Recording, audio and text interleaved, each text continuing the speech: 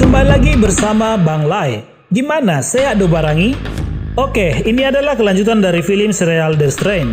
Buat teman-teman yang baru saja bergabung, Bang Lai sarankan untuk menonton part sebelumnya terlebih dahulu agar tidak kebingungan dengan alur filmnya, di mana part sebelumnya ada di bawah deskripsi. Dan jika teman-teman suka dengan channel ini, jangan lupa untuk subscribe dan bunyikan lonceng notifikasinya. Dan inilah The Strain.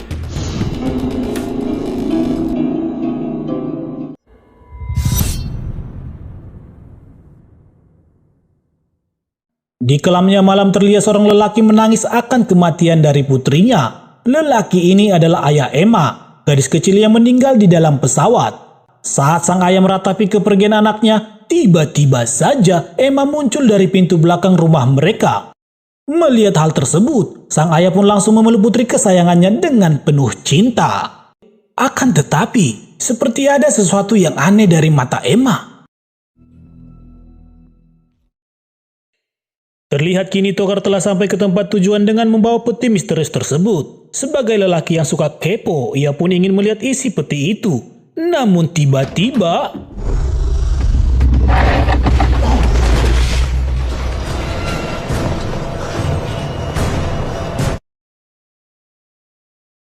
Sementara Ed dan Linda pergi ke ruangan kargo untuk melihat jasad kepala kontrol bandara yang telah meninggal dunia dengan cara yang sangat mengerikan. Melihat hal itu, Linda mencoba melihat TKP dengan pancaran cahaya ultraviolet dan alangkah terkejutnya mereka, di mana mereka menemukan cairan yang sepertinya berasal dari kotoran kali lawar. What is that stuff? Ammonia. Closest analog. Di saat yang penting, tiba-tiba saja ada panggilan masuk kepada Ed, di mana salah satu rekannya menyampaikan bahwa keempat pasien akan dipulangkan ke rumah mereka masing-masing. Mendengar hal itu, Ed pun segera pergi ke tempat di mana mereka dikarantina. Sesampainya di sana, Ed segera melarang mereka untuk pergi meninggalkan tempat karantina. Meski mereka berempat ngotot ingin pulang, akan tetapi Ed melarang dan menyuruh penjaga keamanan untuk menangani mereka.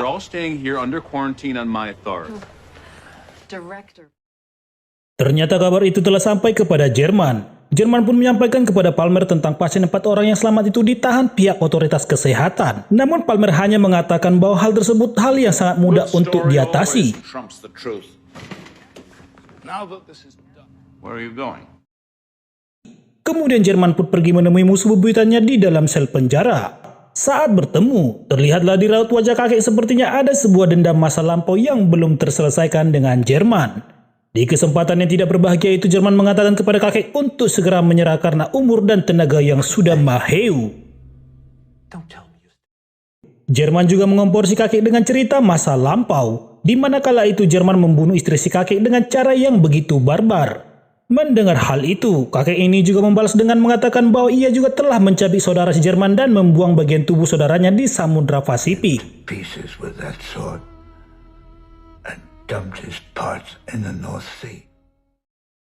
Fix, dendam di antara kedua orang tua ini begitu dalam, sedalam Samudra Hindia, Asia. Mendengar hal itu, Jerman pun pergi meninggalkan si kakek tua. Film kembali berpindah kepada si Togar yang baru saja sampai di rumahnya. Ia pun disambut oleh adiknya yang pecandu tepung terigu. Tidak beberapa lama kemudian ibunya juga tiba di rumah dan langsung memeluk anaknya dengan kasih sayang. Meski si Togar ini laki brutal di luar sana, namun ia sosok pria yang sangat mencintai dan menghormati ibunda. Terlihat ibunya menunjukkan sebuah jam kayu pemberian adik si Togar. Togar pun menanyakan asal-usul jam tersebut kepada adiknya. Dan setelah ibunya pergi untuk mengikuti ibadah misa, tiba-tiba saja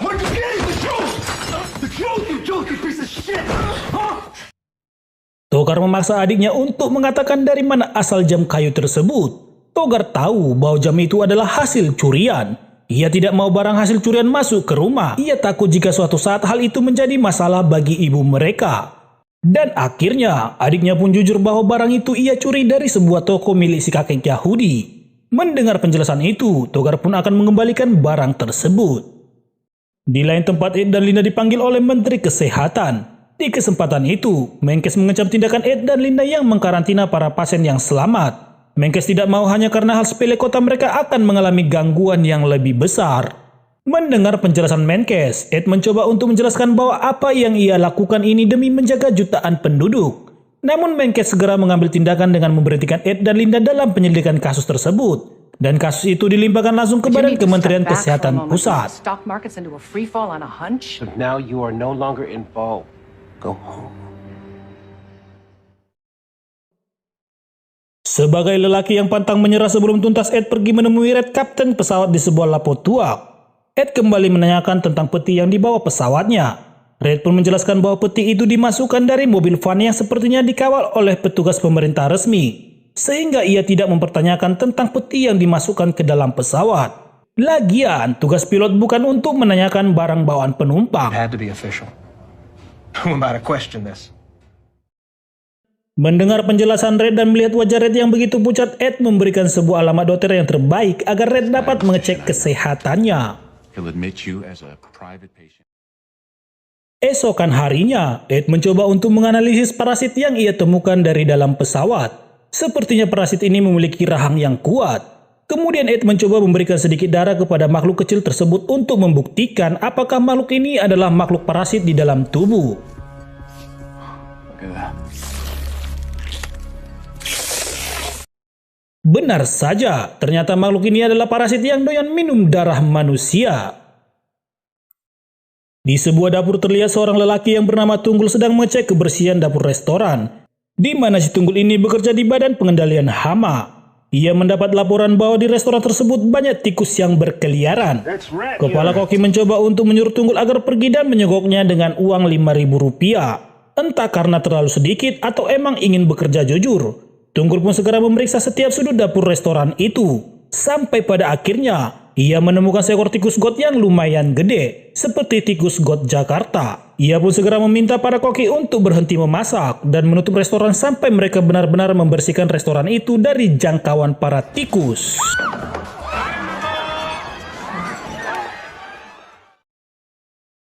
Di rumah sakit kini terlihat Ed dan Linda melihat keadaan Red, sang kapten pesawat, di mana saat ini keadaannya sungguh memprihatinkan.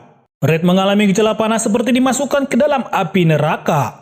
Melihat hal itu, Ed mengambil sinar ultraviolet untuk mengecek tubuh Red. Dan alangkah terkejutnya mereka, di mana tampak suatu benda bergerak di dalam tubuh sang pilot.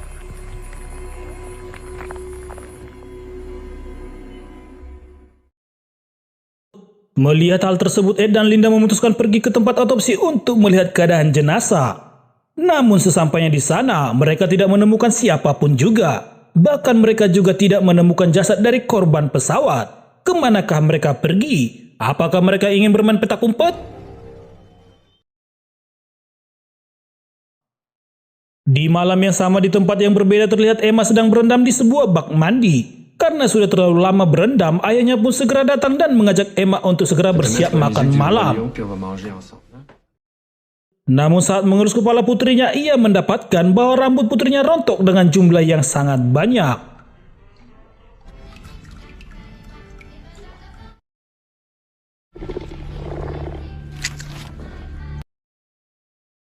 Dan saat ingin memberikan handuk kepada sang putri, tiba-tiba saja